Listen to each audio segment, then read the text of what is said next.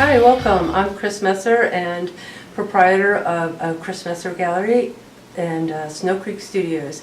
And we're here filming today with Mike, and I just wanted to tell you a little bit about Snow Creek Studios. We have a full gallery here, and we teach classes in the back. I have another instructor here. He teaches oil painting classes, actually. A little bit about myself. My dad was actually in the services, and so I grew up in northern Africa, and we couldn't run to the store and get fun little things for our dolls and anything like that. So it really developed a very creative mind for myself. I had to, I made puppets for my only one doll that I had, and I made all of her clothes, and I was pretty eccentric with those particular ideas too, because I was 5 years old, so it was pretty fun, and it really, like I said, developed that sort of creative side for me. And then from that point on, just a regular young kid, and did this and that. But probably wasn't until my 30s that I finally decided that art was actually where I wanted to be, and I went to California College of Arts and Crafts in Oakland and graduated from there. And I actually have a drawing degree, and this particular year I decided that I would draw every single day, and so I have my sketchbook in my hand, but almost always have a sketchbook with me, and that sometimes parlays into designs that I want to do. I also am a pretty avid cyclist, and so I ride my bike a lot, and some of the paintings that we're sitting at right now, the Raven paintings, actually were developed by the fact that everywhere I rode there were groups and clans of ravens, and they were talking to me, and agitated or excited, or just constantly, I kept constantly seeing them. So it was kind of like a draw, like, okay, I get the picture. I will start working, with the raven iconology, and start painting it. And probably I'm best known for my watercolor. However, I do like to experiment with other mediums, and so when I started thinking about doing the ravens in particular, I really pretty much knew right away that I wanted to do them with acrylic paint, kind of flat backgrounds, and just get the stance of the raven. And then I did some lino cuts and stuff too. So that's sort of how I develop some of my ideas. Some of them are just kind of a 1-minute shot. I live in Mount Shasta, California, one of the most spectacular places, and it's just a one moment in time that the sun is in just the right place, and it's just, you're gobsmacked. You're like, wow. And I try to remember that. I actually will go home and do a dark light pattern of it in my sketchbook, and then work from that idea to develop those ideas.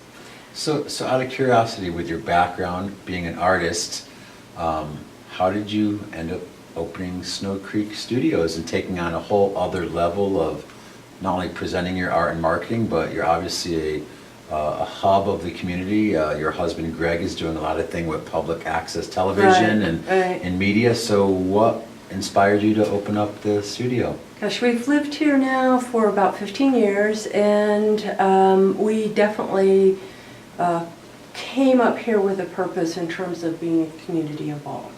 And we both do different projects, and this particular one, the gallery, is such a nice, beautiful access to be able to get local talent. I have people from as far away as Grants Pass, Ashland, and even Chico. And so I'm always kind of looking for different artists, but that was just being able to be part of it, is to have this really beautiful environment and to be able to showcase the really amazing, talented people that we have here. I mean, they really are incredible. Well, of course, the gallery was closed today for the video filming. shoot for the Golden Road, but it's amazing how many people were just looking in, and I mean, your art is, I don't think it would really do it justice to put it in words alone. but there is this quality, and then you look out and you see Mount Shasta and the beautiful surrounding mountains, and even right now the sunset, that you've really tapped into an essence here, I feel, of what inspires you, the images that you're getting from the natural world, and how you're translating those, and how people are really affected and attracted by your work. I often get people when they come in, they will walk away and just say, I just needed that for today. I just needed to be inspired and awestruck. And so it's really heartwarming for me to be able to reach somebody that way. Do you say, that's my work? Because when I first came in, you were very unassuming, so you're thinking, okay, is she an artist? Is she the owner, the manager, sitting at a desk? She's, doing paperwork. And so when people come in, do they ask you, or how do you build that bridge between your work and the studio?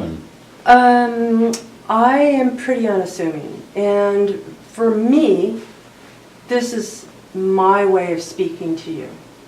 So I want my art to speak for me. I don't have to go over and say, oh, look at that little line. Oh, Right. check out about that color. You probably don't know about that. So I'm not comfortable doing that, and I don't think that that's me. It's like, this is my representation of who I am inside, and that's how I present that. Now, when people come in and they start looking around, one question I like to ask is like, which one was your favorite? And it really sparks a conversation, because each of us comes to art with our own experience. So, whatever your experiences are from childhood, from today, you come in with that experience and you see something visually different. And like, this is kind of a peculiar story in that I do birds a lot, as you can see.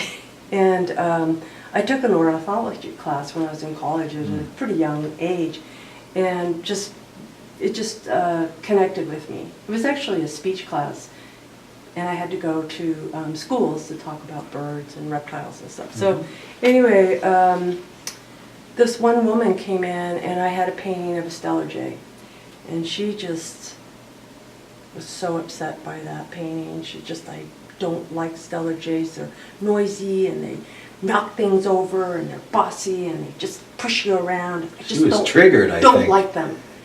And she goes, I'm going to buy that. And it's funny, so you have that super emotional connection to it, and then you're like, hi, I need that, or I want that. But it is about emotion. You are emotionally drawn to a piece, and as an artist, that's how I'm going to communicate my story to you, is through my art, through the colors. And it's very similar also being a musician. I know I watch the audience and how different people respond to certain songs or different music that we're doing, and then they'll come up afterwards. So that's what's so beautiful about art. You don't have to always put it in words sometimes, whether it's seeing a painting, hearing a poem, or listening to music. There's something transcendent that you said it touches people and it triggers them, whether it's adverse, like, oh, I don't like, or why would you, or oh, it's so beautiful, but nonetheless, it really speaks to people in a very individualistic and personal way.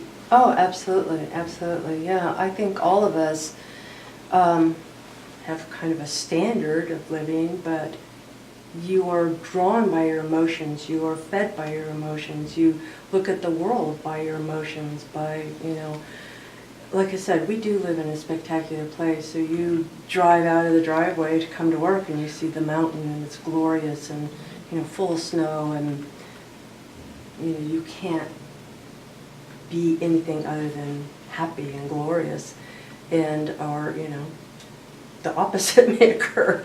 And you attract such a unique clientele to this area, whether they're, like today, we had some people on the show who have been spiritually drawn here. We've had some people who are indigenous or culturally drawn to their connection to the land. We also had someone from the Forest Service who had a very different perspective about the effects of fire and what they're doing to work with the environment. But, Mount Shasta definitely is a magnet that attracts people for whatever reason. But here you are here on Main Street, and I have to say, to look up and see the mountain, and then to walk by the gallery, it's comparable. Yeah. The Actually, we opened in November, almost 5 years ago, and the day that we opened, there was a rainstorm earlier in the day, and there was a double rainbow right outside, and it was just so awe-inspiring. It was Where's really that very painting? cool. Yeah. So- That one's just in there. That Right. one's floating around in my head. Right. Yeah. So, but at the gallery, I teach watercolor classes here. I teach drawing classes here. A lot of times, for me, one of the things that I like most about doing art is the creative process. I don't know, I'm just so drawn to it, and I'm just so want to sort of dive into the brain to figure out why. What does that spark? You know, why are you working in that way? And that creative process is just incredible to me. So every once in a while I do these sort of mixed media collage classes that we just have fun and glue things on. Well, with a brilliant husband like Greg and having the studio set up, I foresee Yeah. a whole line of educational videos, right, where people can go, and I mean, we live in the age of multimedia, for people can learn and see and Yeah. become a member and support you, and Yeah. you're helping inspire people, because in this day and age, we definitely, need more reasons to feel empowered and inspired, Oh, and of course, definitely, yeah, help unlock our own creative Yeah. potential. Yeah. So. Well, it's kind of fun too, because when we first started, I wanted to do videos of my classes, so the students either could, watch them later, or you could take the class online. And actually, that's kind of how Greg started learning the whole filming business and editing and stuff. So, yeah, Look at the smile. Yeah. We can't see this, our viewing audience, but Greg has We a big can. smile. And So all of that sort of, shifted a different aspect for him too, which was very cool. well, I want to say this, as I used to spend a lot of time in Shasta in the 80s. I haven't been here for years. I Okay. visited on occasion. Uh-huh. I came up for the Best of Mount Shasta and did some video of the event for Right. Andre Morgana. I got to meet basically when I had contacted the local public access station. So I do want to say this. Okay. The art, the studio, the multimedia work, and in the little bit of time I've spent here, what the both of you are contributing to the community, and I would dare say a foundation stone of really this essence and spirit of what people are inspired by Mount Shasta, whether it's the mountain or, Right. or the downtown area, has really, it's been amazing. I felt really inspired, and your openness and your proactiveness, because it's one thing to talk about something, but to actually come in and see your work and to know a little bit about what's been happening with Greg and the media here. Right. Besides running his other company, which Right. on some future show we'll talk about that, is really amazing. So I just want to thank you and acknowledge what you Well, thank you. contribute to the community here in Mount Shasta. Well, thank you so much. I appreciate that. Yeah. So how do people find you if they come up here for a visit or Well, vacation? Exactly. Well, we are open from Tuesday to Saturday from 10:30 to 5:30. And we are online at snowcreekstudios.com. And we have a Facebook page, and the great places to get on the web page and put your address in, and then we send out a newsletter every about 5 weeks. You have openings and... Yeah, so that will include all the openings, that will include the shows coming up, that would include the classes coming up. So, And yeah. tomorrow you have the farmer's market right outside your front door, Yeah, right? yeah, so we just started opening on Mondays for the farmer's market, which is, just really lovely. And during the summer when it's super hot, they'll come in here, and we're all run off solar, so it's fantastic. Wow. It's just like, oh, okay, this is good. Sun-powered Snow Creek Studios. Exactly. Brilliant. Yeah, with that sunflower. Well, for such a historic downtown area, even though I know it's suffered fires in the past. Oh, right. I come from Sure. Nevada City. Everything in town is 150 years old. I know it's newer, but still the historic feeling and the historic nature of downtown. And what you're doing is very cutting edge. So again, I commend you. Thank you for your patience today and for opening up the the gallery and the studio to do this Absolutely, production, yeah. and for all that you do. And it's really been an honor, and I feel like Super I've nice meeting you. made some nice friends. Yeah. And thank you so much for all Yeah. you do. I'm Michael DiMartino. Thank you for watching Golden Road TV show. We broadcast live 2 hours every week on YouTube and Ustream, and we're also broadcasting now into 9 counties: Siskiyou County, Shasta County, Butte County, Nevada County, Truckee, Tahoe, Placer, Auburn County, Calaveras County, Amador, and Sacramento County. We're going to add a couple more because there's a few places in between, but we're really happy to be able to be in service to the community, to do local business focuses, and to bring some of these incredible gifted people and organizations and nonprofits to a larger attention, because they're doing great work. And really, that's a part of what makes this part of the world of Northern California such a amazing place to live. So thank you so much. And again, thank you, Greg, for all the wires, the sound work, and all the technical things that helped to go in to make this show. And we'll see you in a week. Thank you so much coming out live from Mount Shasta, California. I'm Michael DiMartino. And check out the website, Golden Road Radio Hour or Golden Road Television. And take care, be safe.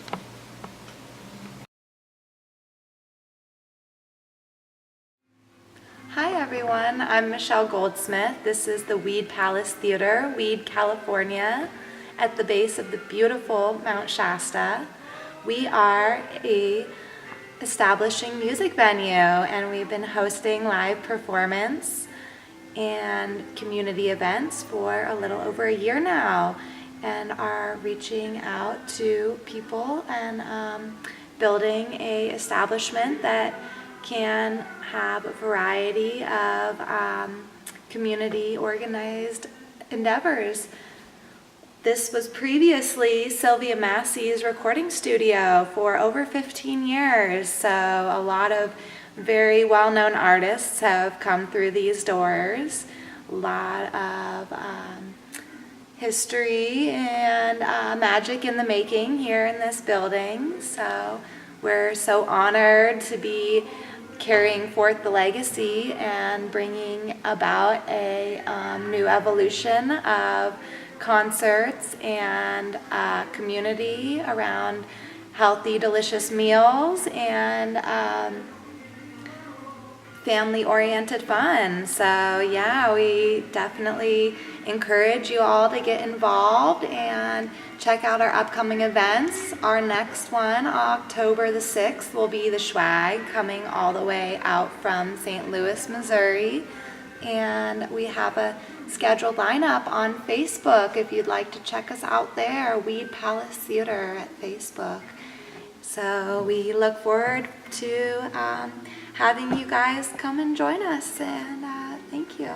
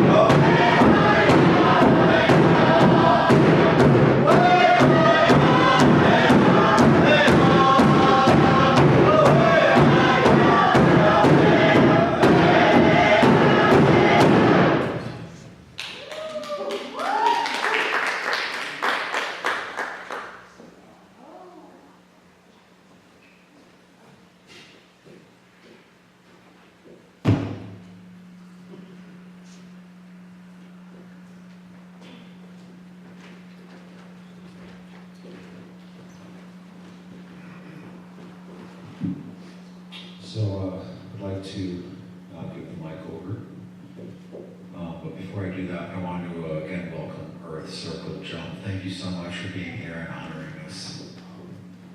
And really, the whole intention of tonight is really part of a bigger vision that I know a lot of us are consciously involved in for a long time. But in this day and age where so many things seem to be changing in the world and the system seems to be crumbling, that it's imperative that we start to heal our communities and start to gather, not just to celebrate, but also in prayer and community to work together, because our ability to work together in the unity is really going to be a strong force, so it helps us through these times of immense changes. So I want to thank Michelle Goldsmith and the Palace Theaters. Thank you so much for having us here and what you're bringing to this whole vision of building community. And with that, I'll give the microphone over. And again, thank you so much. It's such a blessing and honor to be in the shadow of this sacred mountain, to feel the spirit and the unity that you bring. So thank you again so much for blessing all of us in this space. And it's really a blessing. Thank you. So thank you so much for having us here again. It's been so great to come here and play. And we live in this town, so it's really nice to be able to play here. Like I said last week, we usually have to travel. We're usually traveling to other places. We were supposed to go to Junction City last week. Sometimes we go as far as Eugene. So it's a blessing to be here in town and read. We're Earth Circle Drum, and the way that we got our name is that we named our drum after Charlie Red Hawk Tom's organization. And the reason that we did that is because this drum was given to my husband, Mario Gonzalez, by Charlie's firekeeper. He'd heard that, well, Mario's been drumming for a long, long time, so everybody knew that he was an amazing drummer, but we did not have a big powwow drum. And he heard that we were wanting to pass these traditions on to the children and to the youth. And so he had built this drum from a tree that Charlie had played on as a kid. It was a Port Orford cedar. And one day Charlie was able to go and get that tree. It had been on the ground for a long time. He was able to drive his truck up to the tree and put the tree in the back. And with part of that tree, Joel built this drum, and it's an 8-sided drum. And on one side is mule deer, and on the other side is elk. So for social occasions like today, we play on the mule deer side, and for ceremonies, we play on the elk deer side. So every time we play this drum, we honor Charlie. He was a big activist and environmentalist, and really helped save Mount Shasta from having a ski park built upon it. So, you know, I think he would approve of the intention that Michael's trying to set.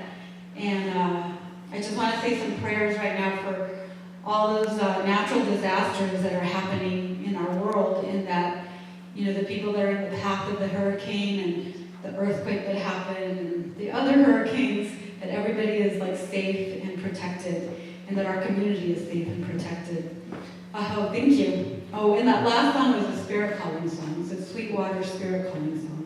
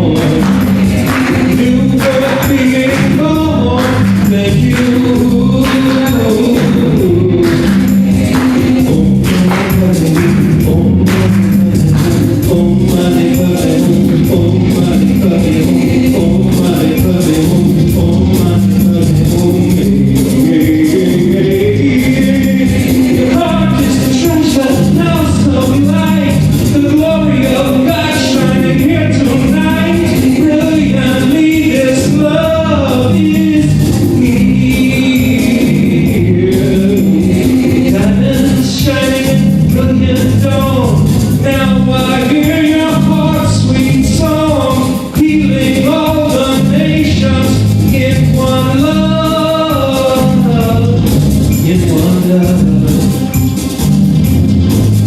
in one love, in one love. Where is the microphone that you know? I've got to find my way home. Take me home, on this road. And here we come, shining brightly like the sun.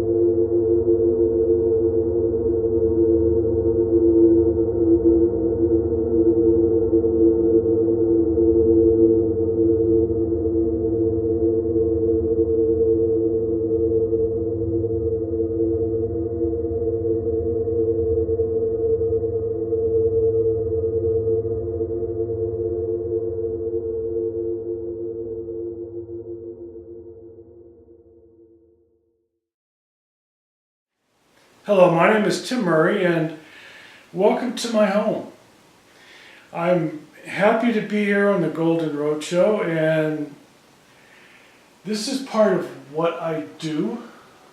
These are called energy catchers, and they're made with Native American dream catcher techniques, sacred geometry, and crystals. And it's what I did before I spent all my time writing a book, which is the latest endeavor that I have completed. I've been living in Nevada County since 1999, when I ran away from the Bay Area, the San Mateo area, and my parents lived up here and I moved up here, and I was close to my parents, and I've been up here and they've established a home, obviously. I met my wife, and we used a combination of my knowledge of building houses and her property, and I built this house with my father. I've been coming up here since 1972, so I'm very familiar with the area. How's that? And you must have seen a lot of changes. Oh yeah, I remember when I could drive through Auburn in 5 minutes, down to the freeway. Now it takes 5 minutes to get to the next, you're waiting 5 minutes at the next light after you pass Bell Road. So yeah, I saw a lot of changes. Mostly it was all single, it was all a 2-lane road back then, and mostly, and this county was not nearly as populated as it is now. Yes, and I recently finished writing my first science fiction novel, which is part of a series, and the book is called Thumar, and it takes place on a planet in the 25th century, halfway across the galaxy, where you have an Earthman and a Thumarian woman from two very different cultures, one very loose and one very Victorian style, and the man falls in love with the woman and has to adjust his courtship rituals to meet that of the planet, because the female happens to be an ambassador for Thumar and a member of the royal family. So he has no choice but to do as the Romans do in Rome. Now, this love story is intertwined in between two critical situations of life and death, one for a planet and the second for the main character's family members back on Earth. Now, I'll read from you what the professional blurb says on the back of the book. Durak Jamar III and Shasane Andahar are literally from different worlds. So why can't he get her off his mind? he finds himself irresistibly drawn into a relationship that will be the most incredible experience of his life. Dirac grew up in poverty in the 25th century New York City. Only his intense drive to succeed saved him from becoming lost to the city's gangs. He chose the discipline of martial arts and the rigor of education instead. Now he's a senior naval officer and the Alliance's representative to the planet Thumar, which is how he ended up there. Shasane Andahar is the ambassador of Thumar. She was raised in the elite upper echelon of Thumarian society. Her exotic beauty and sharp intellect have proven useful in her profession. More than one diplomatic rival have made the mistake of underestimating her. As Dirac begins to fall in love with this marvelous planet and Shasane, a gamma ray burst is on course to destroy them all. He has 7 days. And that's the professional synopsis of the book. And some of the blurbs or reviews that have been written about it goes as such. I found Tim Murray's book Thumar a delightful read and I couldn't put it down. When I finished the last page, I wanted more. Can't wait for Tim to come out with his next book. David Blonsky, artist and musician. The book is bold and magical indeed. Zhao Bao Fan, chemical engineer and author himself. Intensely engaging, Thumar is a deep dive into another world, a fascinating tale you won't be able to put down. It's a must-read for science fiction fans and anyone that loves a great story. Julie Metz, who's a documentary producer in Los Angeles. What inspired you to write this book? I've been reading science fiction a good deal of my life, and back in the 1988, I decided to write my own book. And I flashed upon an idea, Thumar, and I wrote the first 40 pages, and then for some unknown reason, I just dropped it. But I kept the manuscript. And over the period of 24 years of moving and doing many things, it stayed within my reach. And in 2012, I picked it up and I decided to get serious about it.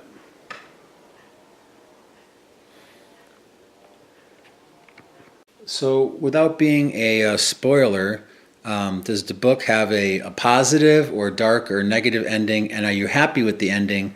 And can you see this parlaying into maybe number 2, Thumar number 2, in an ongoing anthology of books? It has a very positive ending.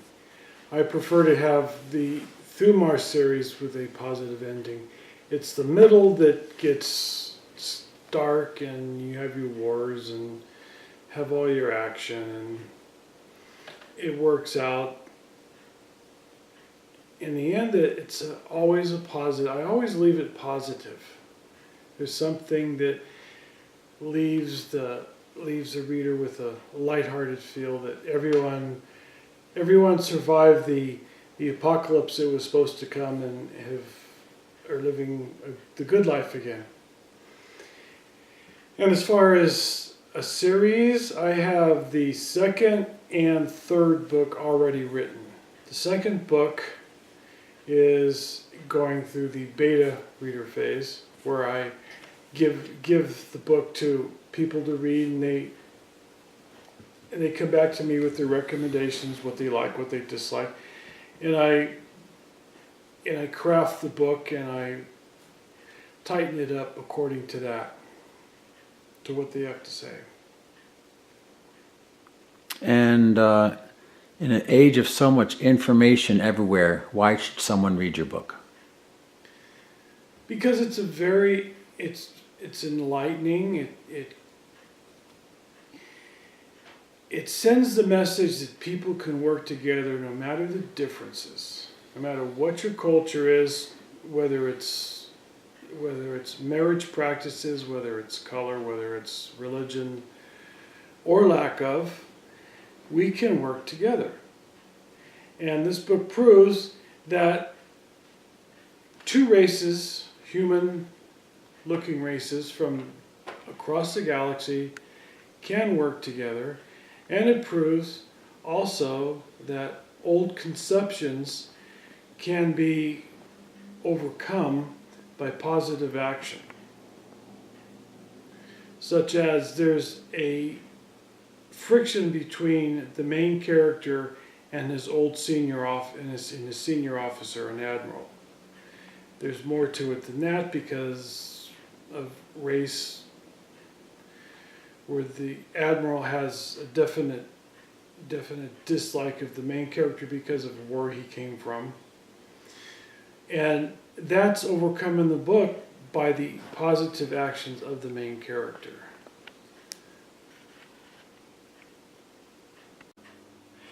This is a 6.5-year intense journey from 2012, but it actually is, from the time I started it, almost a 30-year journey. So I've very much enjoyed the process and the travels and what brought me here to this finished product. So if you want to find out more about Thumar, you can go to thumar1.com.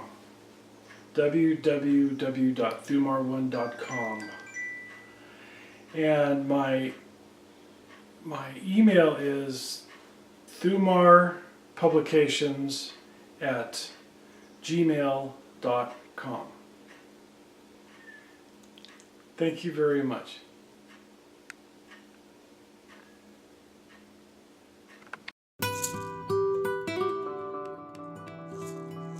We are on a journey to bring back our salmon, to sing for the salmon, to bring them home again.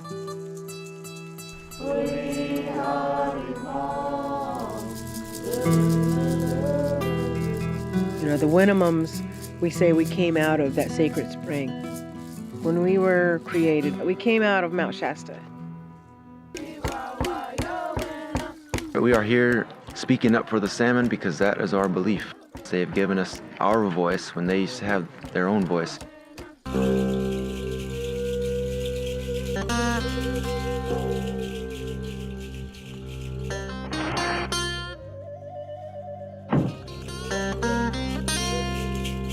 All of the older Indians had allotments around here. Like this little hump right here was Grandma Delia's allotment.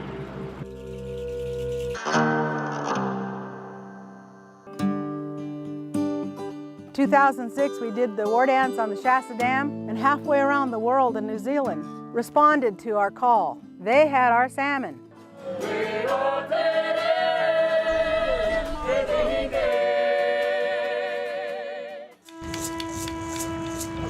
There he goes. That's a good sign that they did the little dance right here. I wish Grams were here. Letting the fish go was hard. I thought about how me and my brother and all my cousins never got to see them come up the river. We went to dance for the salmon, pray for the salmon, bring them home, and I believe that's what we will do. In the end, we will have our salmon back.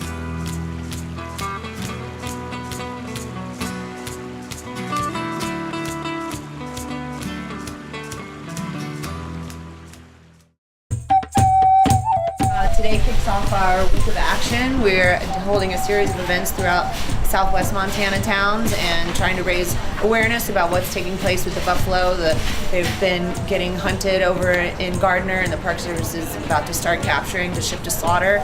And so we're trying to raise a lot of awareness about that and gain some advocacy so we can help protect them.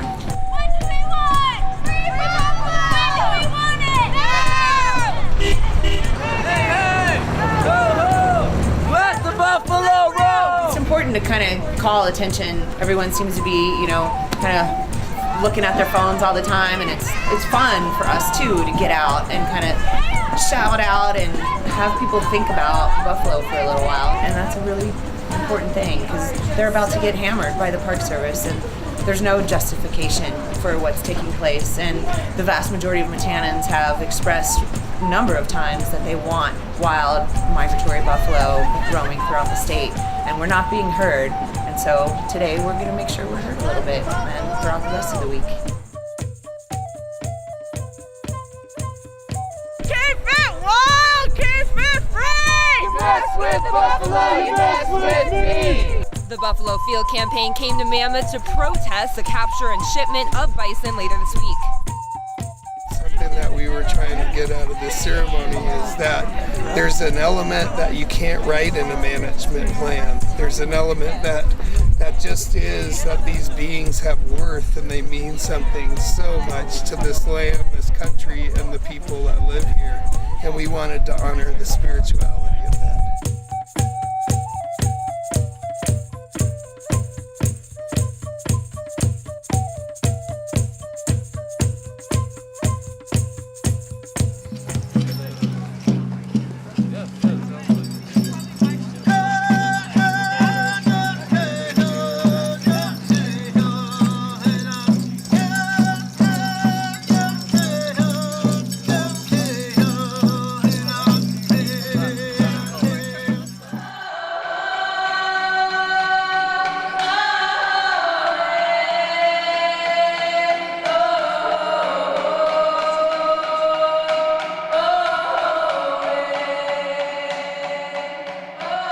Today, we've come to gather to tip our hat and give a couple gifts to Governor Bullock. One of the first orders the governor gave was that from now on, unless there is an imminent threat of brucellosis transmission to cattle, the Department of Livestock can no longer go onto people's property at will. Governor Bullock once again saw that what the buffalo need, and he opened up some habitat in an area called Horse Butte, which all of us know to be the buffalo's calving area over on the west side of Yellowstone National Park. Like the buffalo, we too were colonized. And in that colonization, in that genocide, we have lost our heritage. We know that we are Native American, but through adoption, we're not quite sure where that stems through my father's side. Through my mother's side, I do have Apache blood. For me and my daughter, we have found family with the Tlinkits and the Tlingit family. They have come around us, they've held us well. With my dad, he has found family amongst the Rickrolls. So we know what it's like to find family. And these buffalo here, they have found new family. They have us, but the indigenous people, but they have found new family. All of you are here, are that new family. You guys have traveled from different countries, from different lands that you were native to, and you've come here to stand and be family with the buffalo. The buffalo need to be free. We need to be free. Our fates are tied together. If the buffalo are not free, we will never be free. And if we are not free, the buffalo will not be free. That is why we stand here today. That is why we come. That is why we sing those songs. That is why we stand with our brothers and sisters from many different nations.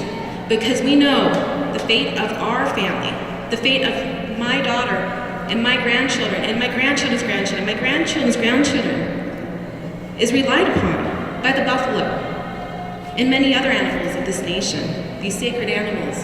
So as the buffalo goes, so do we. Pastos. I'm an individual from the Confederated Salish, Kootenai, and Ponderay tribes of the Flathead Nation. The Buffalo Field campaign has never stopped. The theme here is that when we share the truth and we're respectful, people and groups, individuals make a difference. We have to get some kind of change here, because all people who have an ear to hear need to speak out now. The quarantine proposals and the shipping and slaughter of the bison are atrocious and completely unacceptable. It's wrong.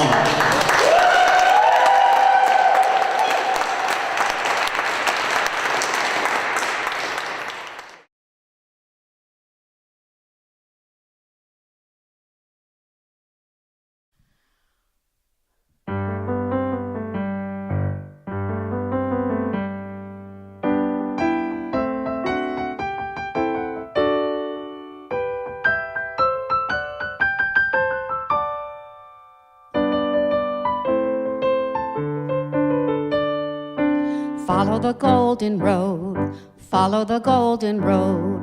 Follow, follow, follow, follow, follow the golden road. We're off to see the Golden Road TV show. You'll find it is a whiz of a show, if ever a show there was. It's arts and culture and history, environment, health, technology, and peace and justice, science, just because of the meaningful things it does. We're off to see the Golden Road TV show.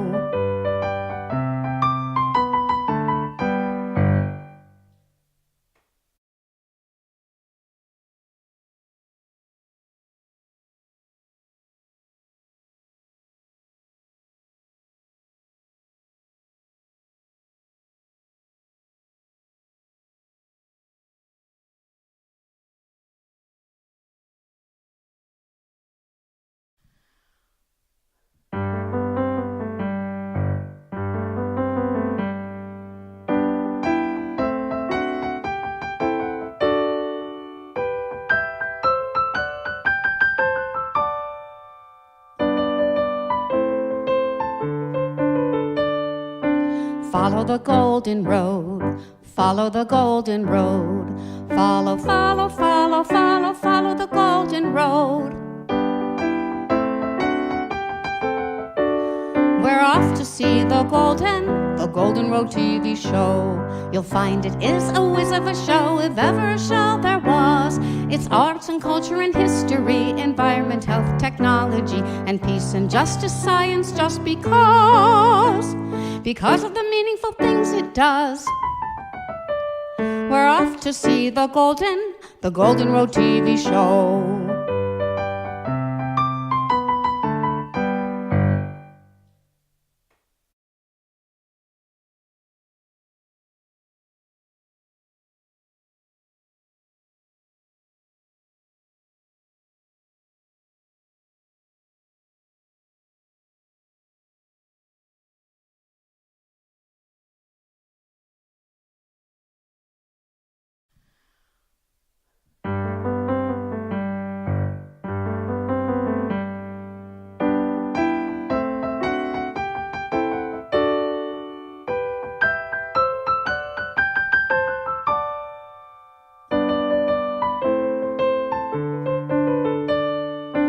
Follow the golden road, follow the golden road.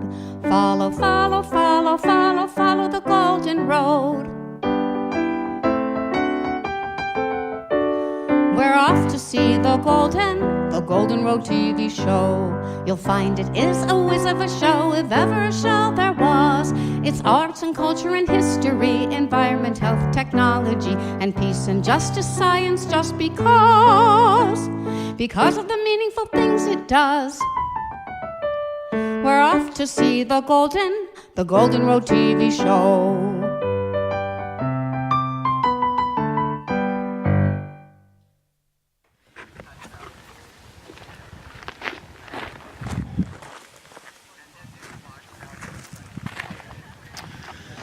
Hello, I'm Michael DiMartino, the producer and current host of the Golden Road TV and radio show.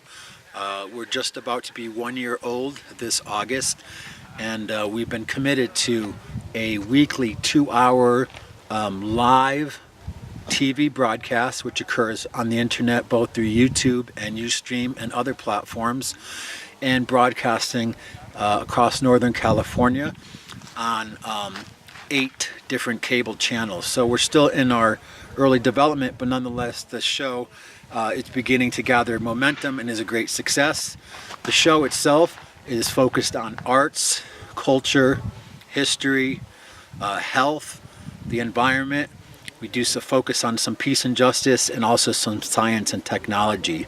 So even though I'm usually in front of the camera hosting the show, I wanted to do this video in an auspicious spot like Mount Shasta, just to bring you the magnitude of what we're doing with the show.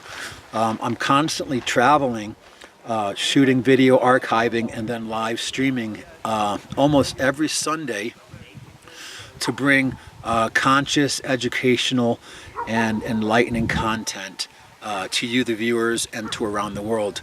We also broadcast the audio on several radio stations, and we're now offering podcasts. So I'm doing this video as an appeal for support.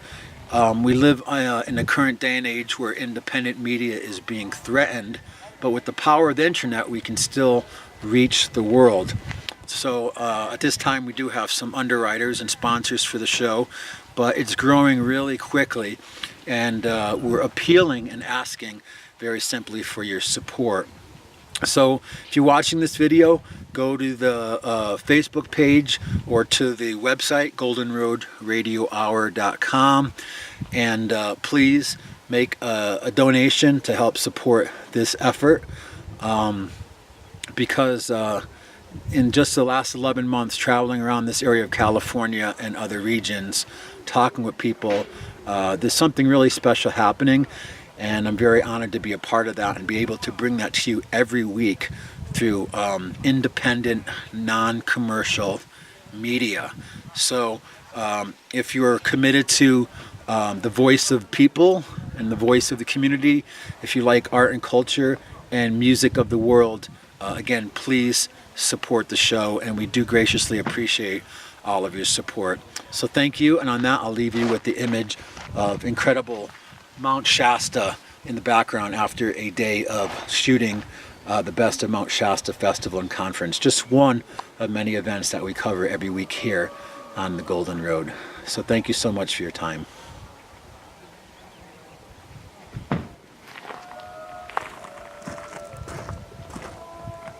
How's it going, man? Good, how you doing? And we're back, and our next guest needs no introduction. He's legendary, he's epic.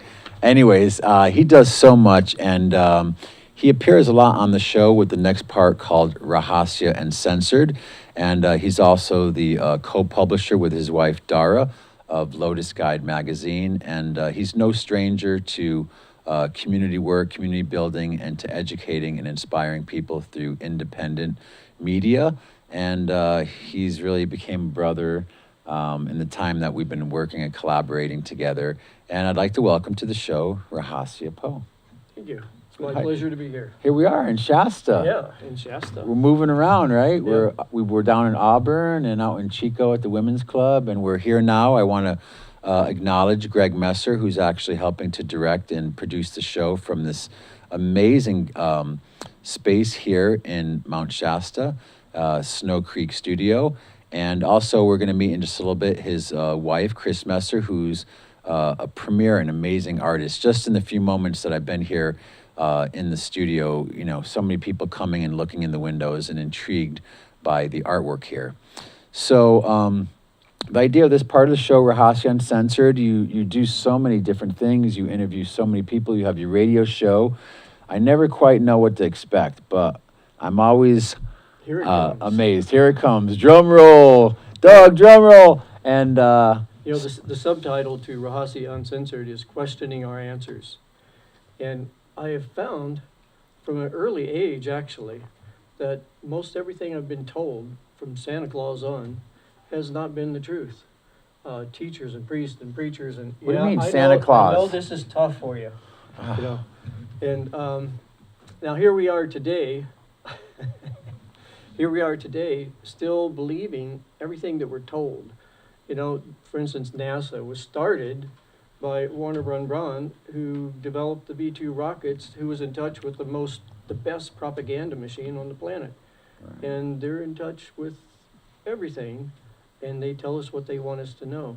Right. Now here we are listening to the governments, and so it's dawned on me. I made this little 6-minute video, It's All a Lie, because if you start out with that premise, like I was having dinner with David Icke, and I said, David, tell me what do I need to know as I'm researching and going out into the world and finding out what's going on? He says, just keep this in mind.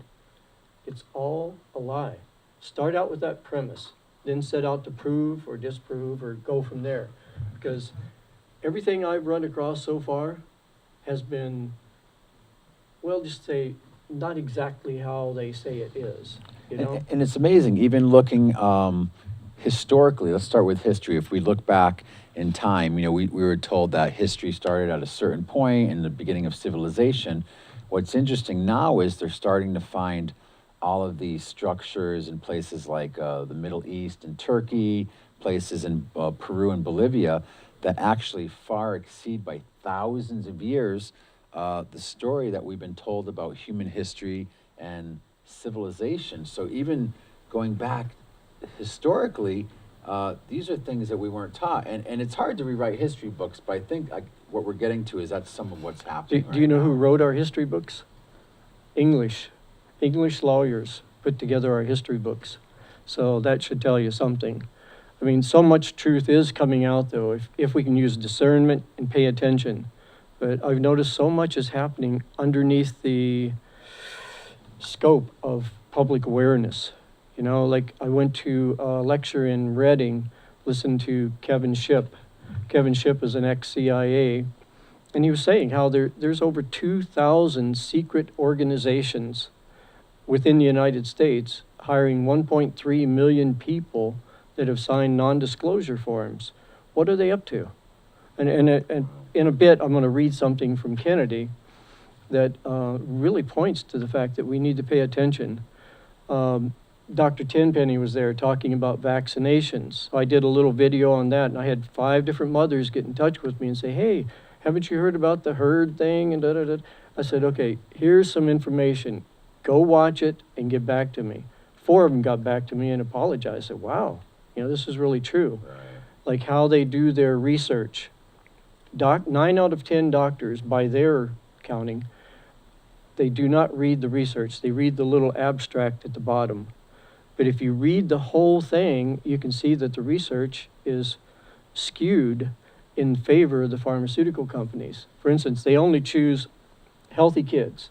Like if they have 100 healthy kids for a research project, okay, if during the very beginning, the 7 to 10 days, if any of the kids has any kind of reaction to the vaccination, they take them out of the research. So this means that we have kids that are healthy that didn't react to the vaccinations, and the placebo group is getting a placebo shot with aluminum in it.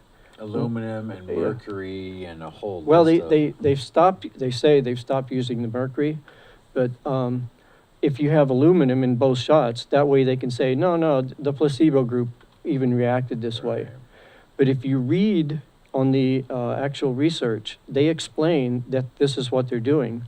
And I know what they're doing. They're getting ready for the court cases so they can show the judge, hey, we tried to tell them. Read your cell phone, like the little manual in the back. Right. It tells you, don't put your cell phone next to your head. This is for the future court cases coming to light.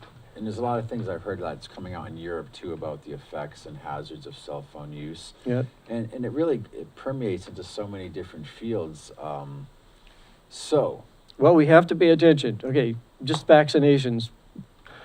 If autism keeps going at the rate it's going, by the year 2040, it's going to take the whole global community, including every single penny that we make, to care and take care of autistic kids. We can't do that. So what are we going to do with them? These are hard questions that we need to start answering. Why is autism gone crazy here lately? Or even just senior care. My mom, who's 78, I've been working with her and got her in assisted living, but just the care of how we do or don't take care of our older, our elders and our elderly people, and how we've kind of created a whole industry around that, and even going back to daycare. So a lot of the things that aren't working in the system really is dividing and breaking down. And a lot of course, is purely motivated just by financial gain. Yep. And that capitalistic entrepreneuring. Well, we've built a financial system that's based on consumerism. Consumerism is based upon using products. Products is based on resources. And for the financial system to exist, it has to constantly grow. And we're using finite resources. This is going to lock up, and it already is starting to lock up. Right. So there's so much happening, Michael, under the radar. I mean, 67 million people last year didn't pay their taxes. You're never going to hear about this on the news. They don't want people to know about it. Federal Reserve, there's a great book out called The Creature from Jekyll Island. If you get a chance to read that, it lays it all out. That people think that the Federal Reserve is just the United States, right? No, it's in over 200 countries. And in fact, the only countries that we don't have the Federal Reserve and the fiat money system in is 7 or 8 countries, and those happen to be, synchronistically, the countries that we're dropping bombs on. Right. Now, this is not an accident. You know, we're being manipulated into war and after I heard war. that actually some of those countries, they call it the petroleum dollar, because all the petroleum resources in the world are using the dollar as a currency. A lot of these people want to shift out of the dollar and use their own currencies, which would happen. The profound impact on just the power of the U.S. dollar is, it's not known, but it wouldn't be good for a lot of people. It's under attack right now. There's some court cases going on that aren't being advertised at all, and it's all coming out that we're under a maritime legal system. The Federal Reserve is completely illegal. Completely illegal. And it's so interesting because I heard because of since the economic downfall that they've just been printing more money. Yeah. And even behind a lot of the money, there's really no gold. There's nothing. Yeah. It's a fiat money system, and they just add, I think 95% of all of our money right now is digital. So they can just go to the computer and add zeros. But that's coming to a close. Once our dollar gets off the market and all this gets exposed. Remember, a good example is The Wizard of Oz. The Wizard of Oz was just like a happy-going story, but they were all really afraid of the wizard, right? Right. When did it change? It changed when the curtain was pulled back. When the curtain got pulled back and they seen that it was just an old man up there pulling levers.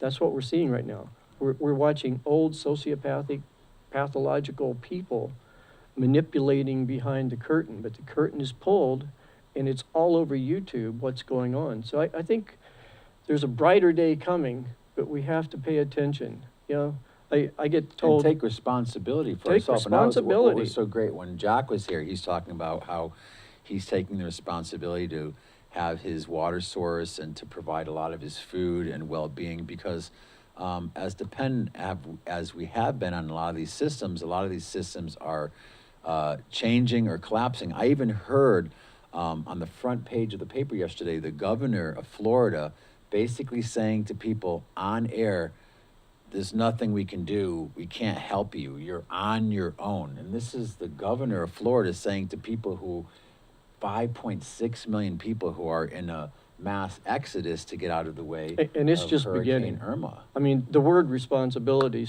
is responding with ability. And if you want to respond with ability, you have to know what you're responding to. And this is where it comes in. Like some people say to me, well, you know, you're being a little bit negative here. I say, no. This isn't being negative, because everything that's happening right now is good. It's good that things are collapsing. It's good that things are deteriorating, because we are not good for this planet the way we are. And I use the example, if I'm standing on the street corner getting ready to cross the street, I know I'm going to get to the other side, but not to the point where I'm going to shut my eyes. Right. And just because I keep my eyes open doesn't mean I'm being negative. There's some common sense here to pay attention to our world. I mean, and it's becoming more obvious between the last few hurricanes, the ones that are following that, the earthquake now, the 8.5 quake in Mexico felt as far as Colombia and Guatemala, the impact of what's happening with that. I mean, there's so many things happening. The acidification of soil, whether it's through, you could say it's a conspiracy through chemtrails or weather modification and all of these things that we're seeing, that the system and to have a comfortable, peaceful existence is becoming much more challenging. And I just saw the Al Gore film. He did Inconvenient Truth. Right. And of course, there's a big discussion about the validity of global warming, science versus political posturing. But what was interesting is in the movie, his new film is called Speak Truth to Power. And he basically says, the whole movie follows him to the United Nations, to the last Paris Accords, where basically the U.S. decided to pull out of the Paris Agreement as far as setting a global precedence for the environment and for pollution. But followed him through his whole journey. And the victory was that he got a few people to partner, like in India and China, who was just firing up and entering into their new level of industrialization, that they were planning on doing coal-burning power plants. I think between India and just China, we're talking about 25 to 30 more coal-burning power plants and what that would add to the environment. Just that alone and how that would accelerate the potentiality of global warming and just even the quality of air. So he did a big project to partner solar companies with these governments to which can't afford to do much because coal can be cheaper, but convincing them to do stuff with solar. The point I'm getting to is at the end of the movie, after the U.S. pulled out of the agreements and all the other things he found, he said, listen, I've been working politically for change for 35 years. I was the vice president. I've done these films, et cetera. He said basically that a lot of the system has been hacked and taken over. And a lot of it right now is not really trying to serve the people. There's a lot of self-interest. But the point he said is that now people have to stand up and, you know, speak truth to power in the sense that we have to come together as American citizens, as a global community, and let our voice be heard in peaceful ways that people know that this is not working. We have to wake up because the people, a lot of them who are profiteering off of these things are, you know, it's profit over people. So it was amazing to hear his story and then to say, the system's hacked, there's nothing else we can do. We just have to be educated and to speak intelligently to people and get people in our local communities more mobilized and aware, whether it's the Crystal Geyser water issue here in the Shasta, Siskiyou area, whether, you know, whatever the issue is, everyone has their unique things that they're dealing with. But just to hear him say that was really, again, it's nothing new, but it's a reaffirming of the wake-up call, like, we have to do this It's now. a tiny step in the right direction. I wish they would get into the alternative energy sources. Like our military has been using these crystals they found in Peru many, many years ago. Some miner found acres and acres of it in Death Valley, and they think it's created by tectonic plates scraping. 1 gallon of these crystals would run your car 40,000 miles. And these are no secrets. These aren't conspiracy theories. These are like real things. You can go down there and see the crystals.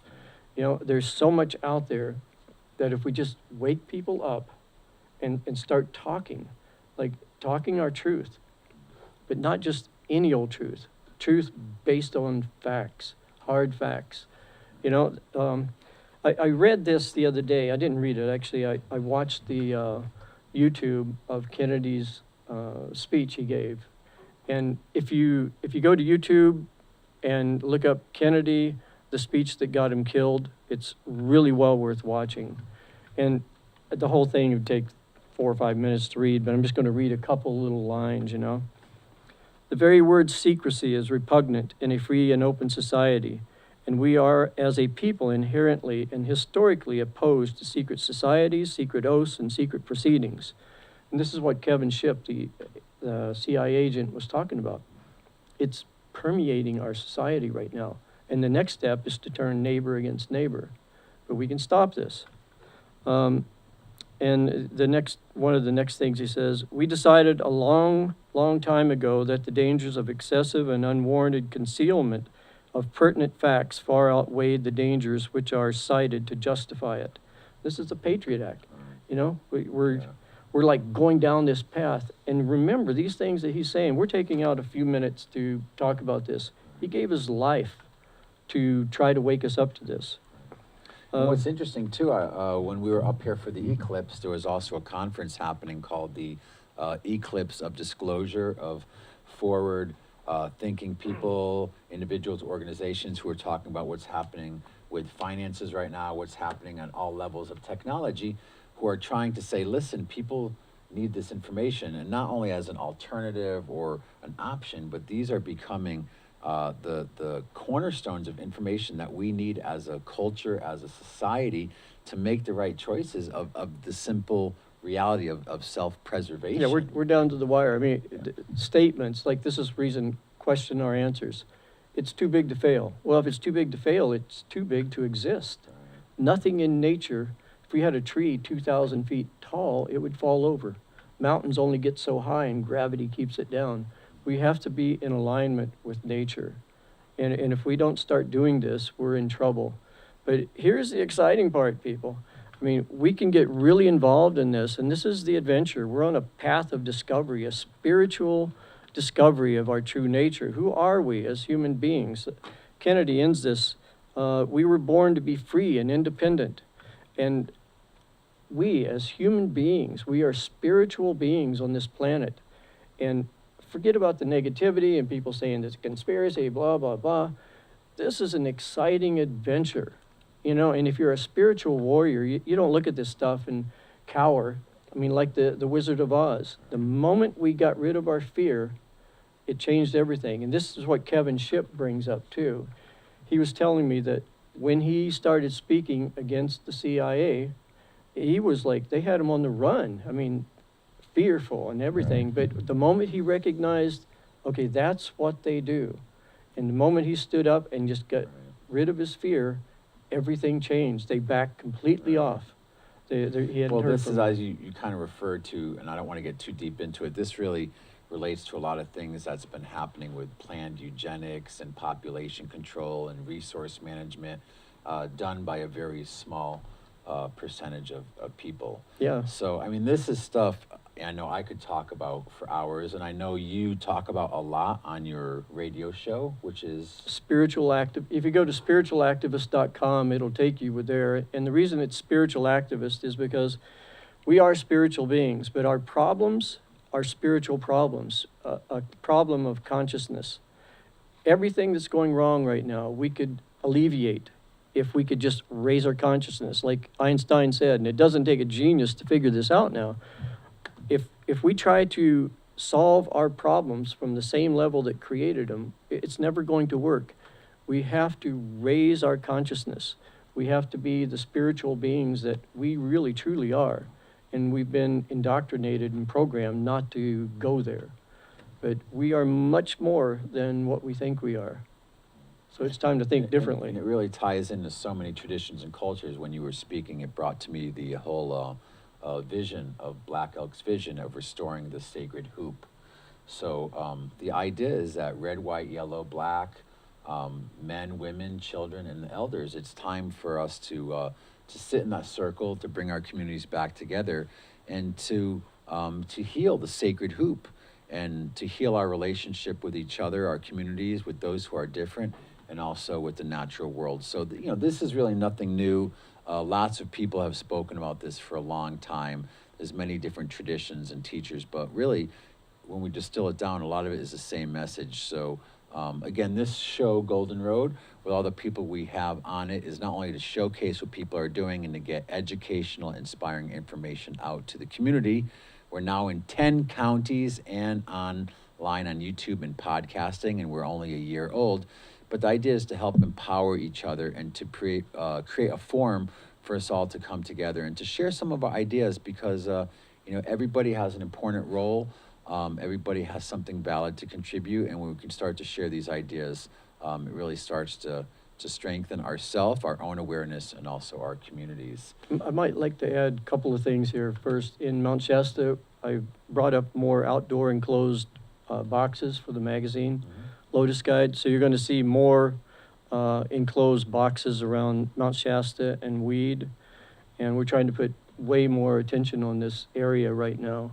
So if you go to lotusguide.com, you can see all of our pickup points, and that'll guide you to Rahasia Uncensored, the radio show, what we do here, and Michael has a great column in our magazine every time, so, you know, pick up a copy. Well, it's been nice because I've been able to, during the show, I don't like to share too much of my perspective. It's more like giving the community a video camera and a microphone.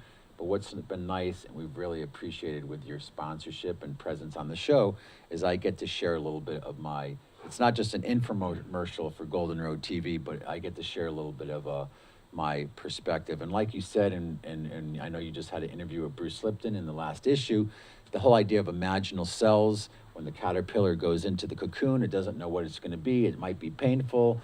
All the cells change. It becomes goop, and we're kind of in that stage now. But through this process, the caterpillar somehow molecularly manifests into a butterfly. So I think as an analogy, we're very much in this chrysalis right now, socially, globally, of what's happening in the world to kind of find the new paradigm and come back into balance with the natural world and with each other so that we can fulfill our highest human and spiritual potential. Yeah, and using that little analogy, it's the imaginal cells that are embedded into the chaotic goop in the middle, and they hold the pattern and the vision of becoming a butterfly, but they're also part of the old caterpillar regime. And that's where we're at. We're at this precarious balance of seeing where we were, dealing with it, being responsible for it, and trying to fix it the best we can, but at the same time having the vision of what we can become and holding that tight. And a lot of that does take discipline, whether it's maybe our diet, maybe how much fossil fuels, or how we use our technology in a way that, you know, is not being more detrimental than positive. So again, there's so much we could talk about, and I've really enjoyed getting to know you and to having you on the show. You've always been a great contributor. So I want everyone to check out Lotus Guide magazine and Rahasya Uncensored and Spiritual Activism Radio. I want to thank all the guests that have been on the show. And while we were just talking, you know, speaking about, you know, we're all spiritual beings, I'm really happy. Our next group, Earth Circle Drum, we're going to have a little bit of some video of their opening ceremony last night and a blessing that they brought to everyone who attended the event at the Palace Theater. But they're another group, like everyone here on the show, who are walking their talk to try to help educate and inspire people. And one of the real things that struck me is as soon as the drum starts and to see them sitting in the circle and the power of their music and their song, the heartfelt nature of it, and what they're singing about, and the unity that you feel from that is extremely powerful. It really goes beyond just language. So we're going to have them coming up in a few minutes. Again, I want to thank Greg Messer here, helping to be our director today. I want to give him a nice round of applause, headphones and wires everywhere. That's what makes it happen. Greg was the director of Siskiyou Community Television for many years. He just passed on the torch, but we look forward to collaborating with him and the local cable channel. But we do broadcast now in 9 counties and online, so thank you. We're going to go over to an In the Field clip, and we'll be back just a few moments. You are watching Golden Road TV. We're podcasting radio. Thank you so much for your attention in a world where it's maybe hard to give one thing our attention, but we really do appreciate your viewership and support, and we'll be back in just a few minutes. And again, thank you so much, Rahasya, and your wife, Dara. And we're going to be coming out pretty strong this spring with some things about the idea of community resiliency. We're going to do some community think tanks like we did at Mount Shasta City Park a few weeks ago, where I met Jack Alice and Andre Morgana from the Best of Shasta, reconnected with a great friend, Shambhala, and many other people that are walking their talk and doing great things to help restore the sacred hoop and to strengthen our communities and enrichen our quality of life. So we'll be right back.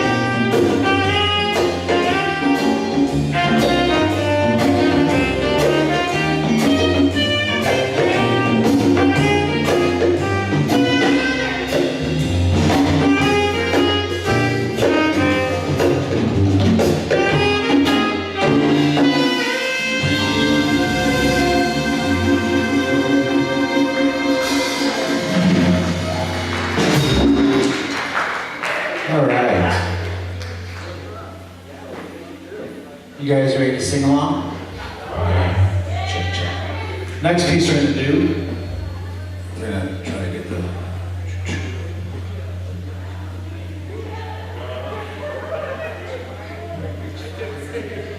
So we're going to do a song called Fungi. It's a welcome song all the way from Nigeria, West Africa. So let's hear y'all say Fungi. And we say Ilafia. It means welcome. So we welcome all of you to the Palace Theater. Not only that, we also welcome those who we can't see, right? The elementals and the spirits of this amazing mountain and spirit place. So, Funga Lafia, welcome from Nigeria.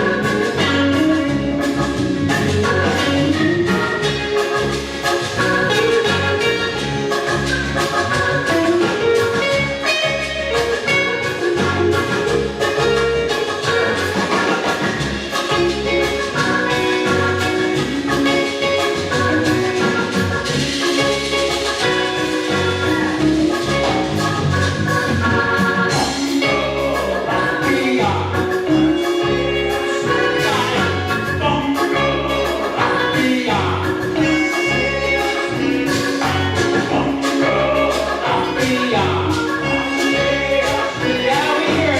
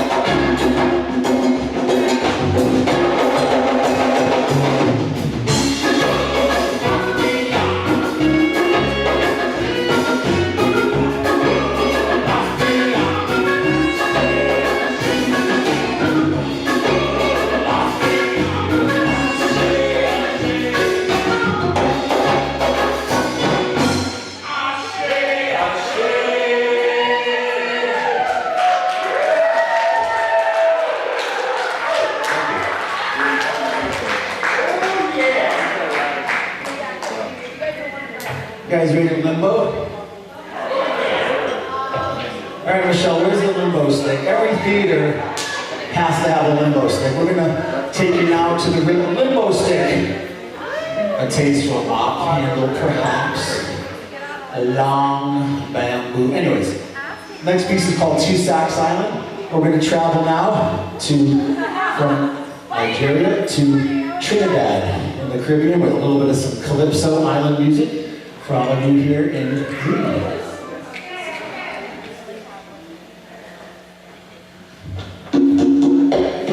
Is it okay out there? Not too loud or too soft? Perfect. Couldn't be a more perfect crowd. We're really happy. We drove up from Nevada City in Sacramento. We're really happy to be here. Thank you for showing up. And more than just playing and having fun and dancing and celebrating, we're also here to build a community and to meet all of you and some of your tribe down south of you. So thank you so much.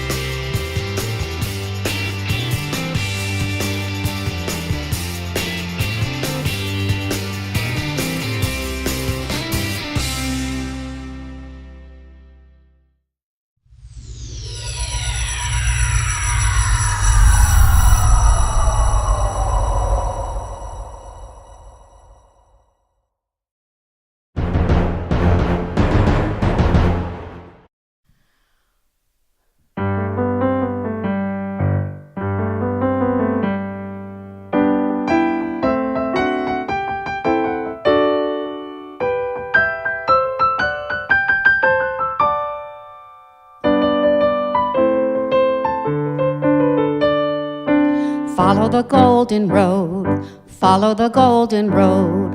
Follow, follow, follow, follow, follow the golden road.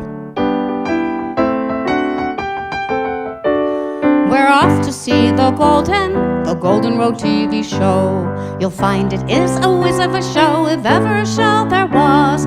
It's arts and culture and history, environment, health, technology, and peace and justice, science, just because of the meaningful things it does.